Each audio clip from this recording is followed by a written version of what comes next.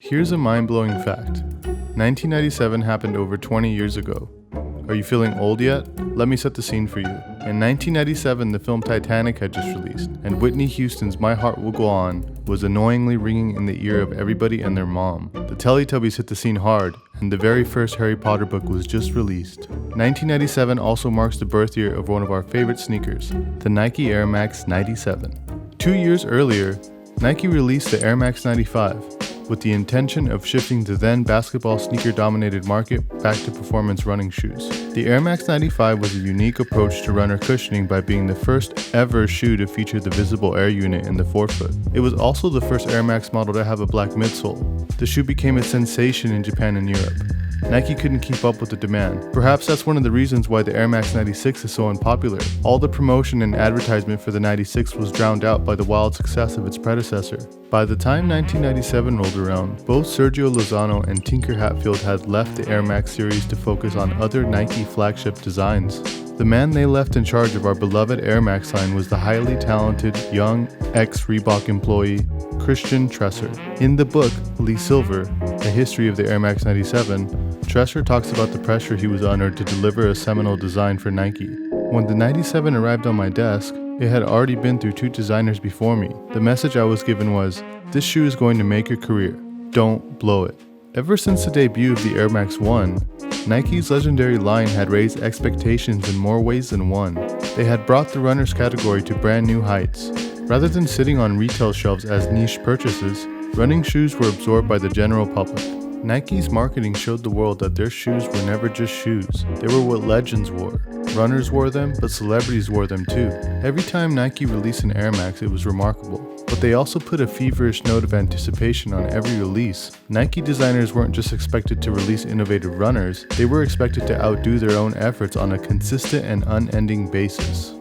With all this pressure that Nike was putting on Christian Tresser, he worked hard on the shoe. Having to work around a brand new total air version of the visible air unit that spanned the length of the entire midsole, something completely new and challenging to implement into the design. Now, you have to keep in mind that in 1997 the world was on the verge of entering a new millennium. Everyone was looking ahead in both technology and design. The futuristic sounding year of 2000 was right around the corner. This optimistic futurism pervaded both industrial and fashion design, with sleek curves and metallic chrome accents dominating everything from cars to CD players, mountain bikes, and of course, sneakers.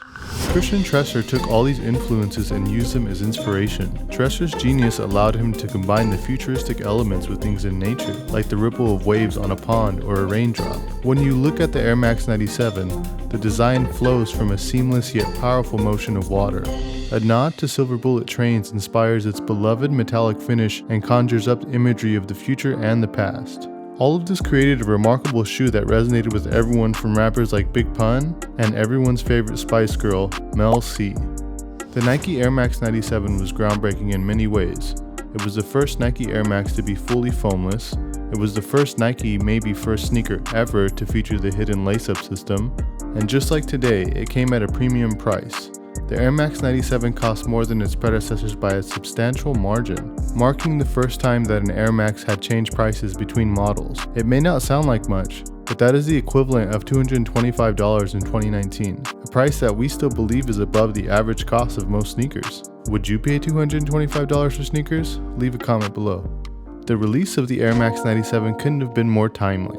The $150 price tag was of no concern to consumers in 1997. The shoe enjoyed wild success, but unfortunately for the US market, the hype only lasted a year. If there is one thing that Nike is known for, it is churning out new versions of the same shoe in different colorways with small design tweaks. Not only did this allow them to always have an exciting new shoe to sell, it also allowed them to make tweaks in designs that were noted as undesirable to the public. Naturally, Nike wanted to maximize the profits that were coming in from the Air Max boom that was happening in countries like Japan and Italy. Unfortunately, the Air Max 97 was superseded by the Air Max 98. It didn't quite garner the attention of a trend-setting phenomenon. Though it sold well enough to justify all of the work put into its design and production, it just felt like it was missing something. If it wasn't for Italy's subculture celebrating the shoe the way they did, and still do, the Air Max 97 could have very well ended up in a much less prominent place in sneaker culture right now.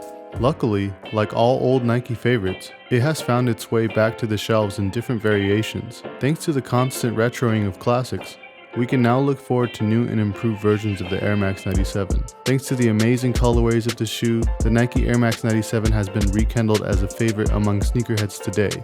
Question for you guys: what do you guys think about the gold and silver colorways? I think they look so dope. If you're thinking about copying a pair of 97s, I've placed some links in the description box for you to check out. Anyways guys, thank you guys so much for watching. If you like this video, please consider subscribing to the channel, and again, it means the world to me that you took the time out of your day to check this video out, so drop me a comment. Have a great rest of your day, and see you on the next one.